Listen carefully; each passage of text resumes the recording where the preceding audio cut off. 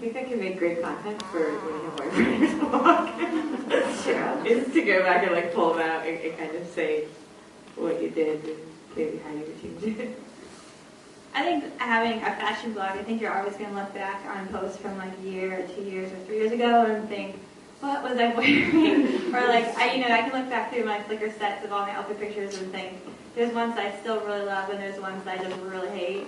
And I don't think that's fine. I think that shows growth. I think that that's okay to look back and not be super psyched on everything that you've done. I think if you still, I always feel like, because I went to art school and I always feel like, my teachers always said, if you still loved your art that you did in high school, then you haven't grown anything, you haven't gotten any better.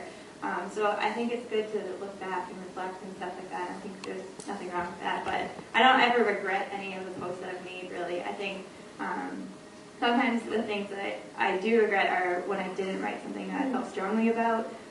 You know, Kenny talked today about taking risks, and I think that I feel like the things that I maybe do regret are things that I did and I held back because I was afraid what people were going to think or write or where it was going to get reposted or things like that. And I always wish that I just was braver and went forward and took those risks and things like that. That's really good. How do you handle like old posts or old ideas that you had that you're no longer proud of? Would you ever like delete them, or would you just hope they get buried, or is there a way that you go about it?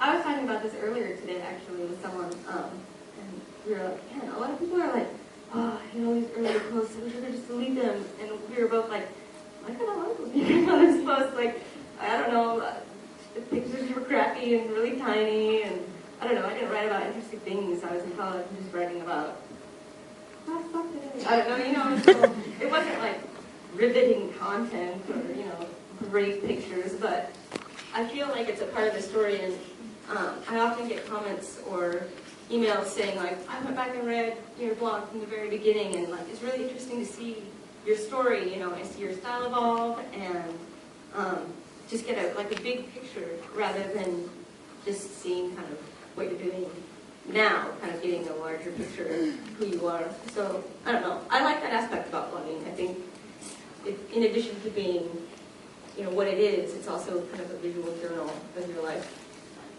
Okay, I think it's funny too, because when you look back, I feel like each picture that you've taken is, you can remember, it like captures that memory in that moment. So like I look back at pictures from 3 years ago, and I may not like that outfit, but I remember it was a sweet afternoon that me and Kev were out in a field taking pictures, or something funny that happened, or, you know, the trip that we took or something, and it goes, there's more than just that bad picture that you didn't really like, or that post you didn't like, or,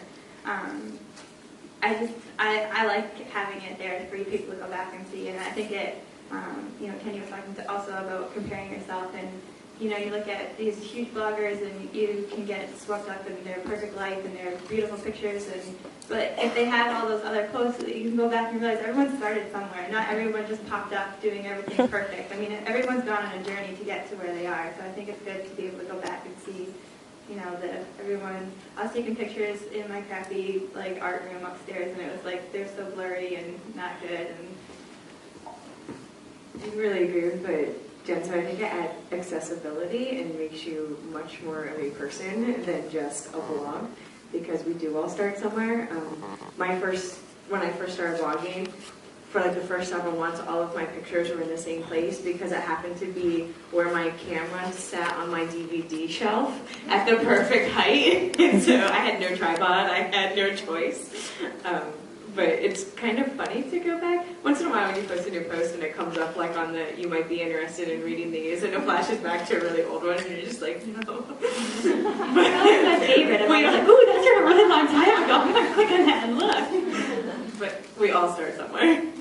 I totally agree. I go back on my like favorite blogs all the time that I feel like are really reaching like new levels of success, and I'm like, oh, like they, in the beginning, like they were just like me, and they'll get better too. So I always go back at the first post of blogs I like.